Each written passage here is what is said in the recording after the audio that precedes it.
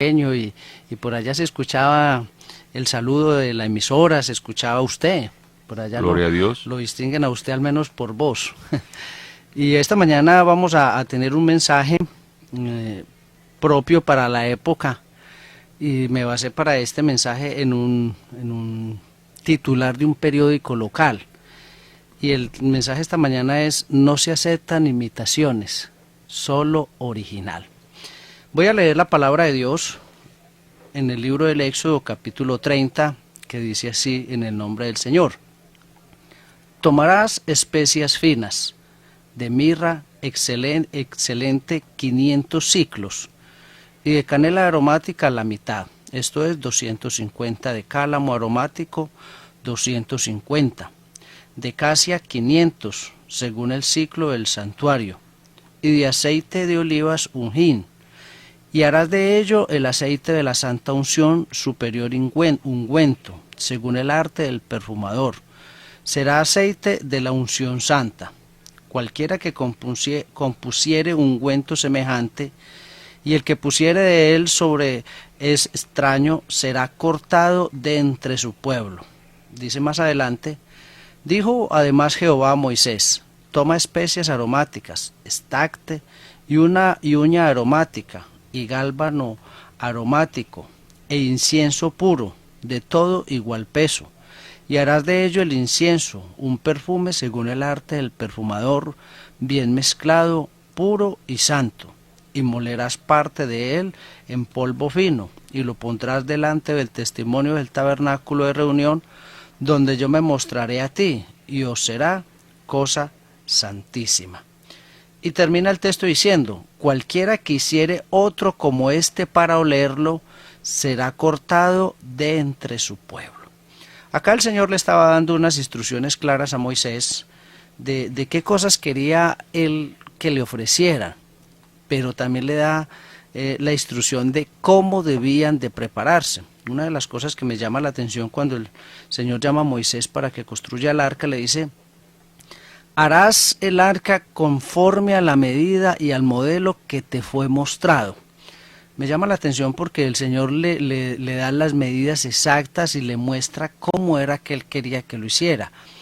Porque si a cada uno de nosotros Dios nos dijera, haznos un arca, pues cada uno la haría de acuerdo a su gusto, a su conocimiento, a lo que desea. Pero en este caso es Dios el que dice cómo lo quiere, de qué medidas, de qué colores, de qué materiales, de qué forma. Quería Dios que le hicieran su propio tabernáculo. Acá Dios le da a Moisés las instrucciones claras de qué era lo que él quería que le ofrecieran, qué tipo de perfume, qué tipo de esencias quería que se le entregaran, pero también le da la manera de cómo debía de prepararse. Entonces, hoy en día, a mí me preocupa mucho como pastor, por la gracia de Dios, y como predicador, la cantidad de personas y de movimientos que están predicando el Evangelio. Y recuerdo lo que dice Pablo a los Gálatas: no es que haya otro Evangelio, no hay ni 2, ni 3, ni 4, ni 5 Evangelios. Pablo lo dice claramente, sino que es que hay algunos que lo pervierten, hay algunos que tratan de predicar el Evangelio a su manera. Y entonces Pablo dice categóricamente: si yo, él se pone de primero, si yo, alguno de nosotros, o aún un ángel del cielo, viniera y nos predicara un evangelio diferente del que os hemos predicado, pues sea un anatema. Pablo decía: si yo dentro de un tiempo salgo con un mensaje distinto, totalmente contrario o diferente al que yo les he anunciado yo mismo, poniéndose él como ejemplo, pues el tal sea un anatema, el tal sea una persona que no sea tenida en cuenta. Y anatema pues quiere decir como una especie de una persona maldita, que no tiene bendición, que está más bien sobre maldición. Entonces hoy en día se encuentra el Evangelio Express. Es como cuando uno va a un supermercado y entonces usted compra un poquito de esto, si me alcanza el dinero compro esta marca, si no me alcanza compro entonces esta otra, si tengo menos dinero dejo de comprar esto, dejo de comprar aquello, si tengo buen poder adquisitivo entonces compro las mejores marcas o compro mayor cantidad. Y hoy las personas están tratando de comprar el Evangelio no de acuerdo a lo que la palabra de Dios dice, no de acuerdo a lo que Dios enseña, sino a lo que a ellos les conviene o lo que quieren aceptar del Evangelio. Entonces algunos aceptan un poquito de santidad, algunos aceptan de pronto un poquito de temor de Dios, algunos dicen no me alcanza para ser ni siquiera un poquito santo, entonces compremos más bien un poquito de aplausos, compremos un poquito de aleluya, compremos un poquito de evangelio, compremos un poquito de doctrina, no me alcanza para comprar el servicio a Dios, no, eso es muy costoso, eso dejémoselo a otro que tenga otras cualidades, etcétera y etcétera. Entonces hoy en día se está viviendo un evangelio que para algunos se ha vuelto un evangelio facilista, un evangelio simplemente una costumbre.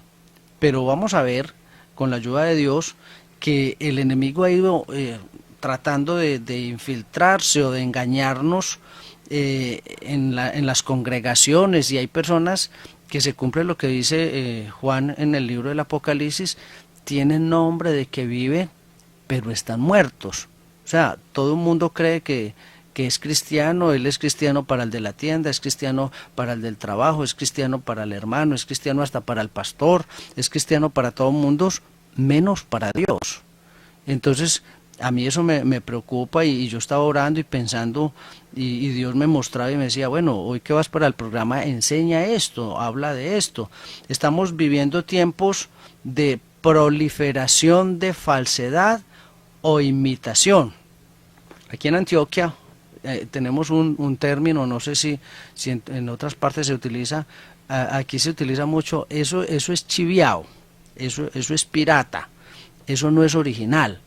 Y pareciera que hoy en día pudiéramos llevar eso también a la vida cristiana. Hay cosas que no son originales, que no son verdaderas, que pareciera que fueran piratas o chiviadas, como algunas personas lo podemos afirmar. Y peor aún, me asombra que en algún momento uno puede comprar algo que pudiera parecer original, y lo que es chiviado o que no es original, muchas veces pareciera que fuera hasta mejor que lo original. Se lo venden a uno como mejor y a veces pareciera que llamara más la atención porque es bonito, porque es bueno, porque es una réplica y es a un costo mucho inferior al que es el original. Entonces usted dice, bueno, este es igual, es parecido, tiene las mismas condiciones o especificaciones, pues compremos esto, es que yo no veo la diferencia. Y hoy en día, para la persona incauta que no conoce el Evangelio, se le ha convertido en algo difícil diferenciar entre el verdadero Evangelio y a veces el Evangelio que presentan muchas personas u organizaciones como original. Entonces, aquí en la ciudad de Medellín y creo que en todo Colombia y en muchas partes del mundo se imitan marcas de ropa, de electrodomésticos, de zapatos, de relojes, de repuestos. O sea, estamos en un mundo donde ya uno muchas veces no sabe si le están vendiendo algo original, porque le ponen la marca, le ponen el sticker, le ponen el sello, le ponen de todo, o usted no sabe si le están vendiendo algo que es una réplica o que es algo que es una copia. Entonces, busqué la definición de una imitación. ¿Qué es una imitación? Es hacer una cosa semejante a otra, o sea, parecida. Es hacer lo mismo que acostumbraba a hacer otra persona. ¿Qué es algo pirata? Dice que es algo que se copia o perteneciente a la piratería, que se dedica a hacer copias ilegales de algo que es original. Escuche, se dedica a hacer copias ilegales de algo que es original.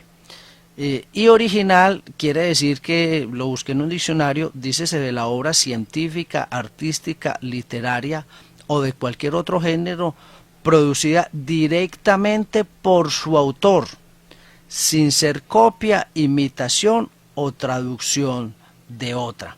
Entonces, vamos a mirar algunos ejemplos de copias, que aún la Biblia nos enseña de esto, de imitaciones, porque tenemos que tener algo presente. El mismo Satanás se disfraza como ángel de luz. O sea, el diablo se hace ver, si por él fuera, como el mismo Dios, porque ese ha sido el anhelo del diablo desde el principio. Que la gente piense que él es Dios, creerse un Dios, y él muchas veces se hace presentar como si fuera el mismo Dios, y con respeto y en el temor de Dios digo, y por eso él a veces hace cosas que parecen de Dios, hace hasta milagros y hace cosas raras, y la gente, cuando no tiene el discernimiento, cuando no tiene el poder de Dios, queda como titubeando, ¿eso sería de Dios o no sería de Dios? Entonces vamos a ver algunos ejemplos de imitaciones o réplicas que en su momento fue difícil de diferenciar. Por ejemplo, en San Lucas nos habla del trigo y la cizaña. Todos conocemos la historia, que el Señor sembró su campo, lo aró, lo arregló y se fue a descansar, se fue a dormir, y mientras dormía llegó el enemigo y sembró la cizaña, ¿cierto? ¿Qué es la cizaña? Es el término que se aplica generalmente a las plantas silvestres de los campos cultivados o vírgenes. En la etapa de la hoja, esta hierba es semejante al trigo, pero si se sigue el consejo bíblico y se permite que ambas plantas crezcan juntas hasta el momento de la cosecha, la pequeña espiga resulta claramente distinguible, y generalmente les tocaba a las mujeres la tediosa tarea de la separación, de separar el trigo y la cizaña. ¿Qué sucede? Cuando nacen las dos matas o las dos plantas, las dos son muy parecidas. Es casi que imposible, tiene que ser un experto el que sepa diferenciar entre la una y la otra. Es bastante complicado. Y entonces empiezan a crecer, y solamente cuando ya está la planta madura, cuando ya tiene su fruto, se viene a distinguir entre la una y la otra. Pues el trigo es un cereal que es de alimento para los humanos. La cizaña, algunos han dicho que es una planta amargosa, que produce hasta como una especie de semilla, que llega a ser en algunas partes a producir malestar, vómito, produce como algo maluco cuando es consumido. Mientras que el trigo es una bendición, el trigo es un cereal que sirve al alimento. Entonces, qué bueno que nosotros aprendiéramos a diferenciar entre lo uno y lo otro, entre lo que es de Dios y lo que no es de Dios, porque hoy en día estamos siendo invadidos por todo tipo de movimientos, de palabras, de, entre comillas, profecías, que nos llegan a diario, y si uno no está preparado y si uno no tiene el Espíritu de Dios, pues entonces uno se confunde, y muchas personas terminan extraviados de la verdad porque creyeron que donde estaban era otro movimiento de parte de Dios. Otro ejemplo lo tengo, la imitación o copia del fuego de Dios.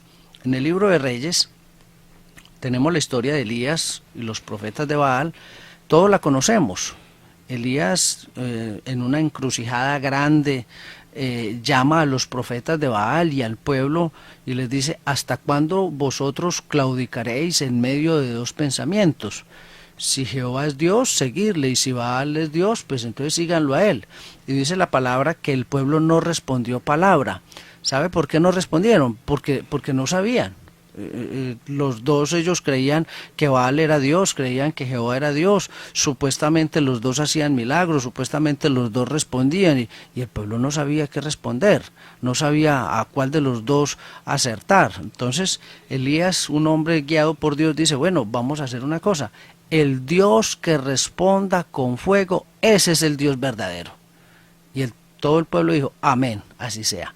Ya todos sabemos que Elías dice: bueno, los de Baal, reunamos 2 bueyes, los partimos en pedazos, vamos a ofrecer sacrificio, el Dios que responda con fuego, ese es el Dios. Pero los profetas de Baal inician primero.